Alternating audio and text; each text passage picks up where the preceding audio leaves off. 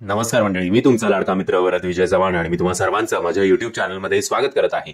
मंडळी, सनाया आनंद, सोनाली खरे, उमेश कामत स्टारर माय लेक हा नवीन मराठी सिनेमा येत्या 19 एप्रिल 2024 आपल्या जवळच्या चित्रपटगृहात आपल्याला बघायला मिळणार आहे. नुकताच या सिनेमाचा ट्रेलर आपल्या भेटीला आलेला आहे.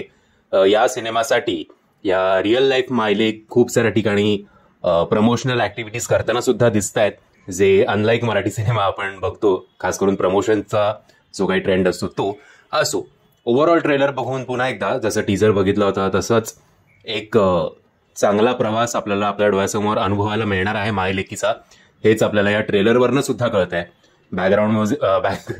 बॅकग्राऊंडमध्ये जे गाणं चालू आहे ते सुद्धा खूप आवडलं मला ऐकायला आणि लवकरच मी ते डाउनलोड करीन गाणं. आणि सिनेमॅटोग्राफी सुद्धा चांगली वाटते आहे. ऍक्च्युली बाहेर जाऊन शूट करण्यासारखी ही स्टोरी आहे. आता अलीकडे आपण बघतो की अनेक मराठी सिनेमे उगाच UK आणि सगळीकडे जातात. म्हणजे UKला शूट केलं काय, बाईला शूट केलं काय तरी चाललं असतं.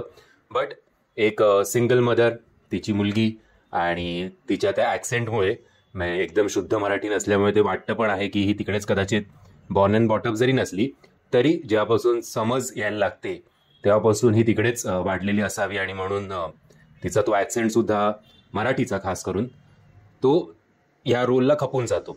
बाकी उमेश कामत यांची भूमिका सुद्धा या दोघांमध्ये जे काही कम्युनिकेशन गॅप नंतर निर्माण होतं ती गॅप भरण्याचा प्रयत्न नक्कीच ही भूमिका करणारे असं दिसतंय.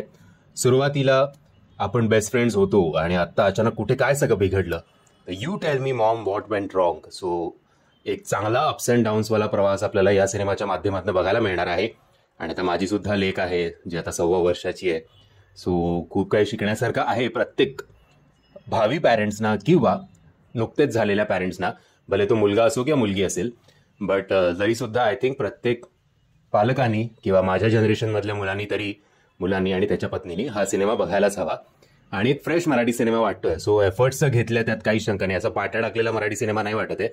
सो जरा कौतुकाची थाप या सिनेमाला. ऍटलिस्ट सिनेमा बघून तो आवडणं न आवडणं हा पुढचा भाग आहे, पण ऍटलिस्ट सिनेमा बघण्यासाठी तरी एफर्ट्स एस्पेशली या सिनेमाच्या बाबतीत घ्यायला हवेत. मंडळी, जर तुम्ही हा ट्रेलर बघितला नसेल तर त्याची लिंक मी तुम्हाला खाली डिस्क्रिप्शन बॉक्समध्ये देतोय. मी आशा करतो तुम्हाला हा व्हिडिओ आवडला असेल. जर तुम्हाला हा व्हिडिओ आवडला असेल तर प्लीज या व्हिडिओला लाईक, शेअर आणि चॅनलला सबस्क्राईब करायला विसरू नका. जय हिंद, जय महाराष्ट्र.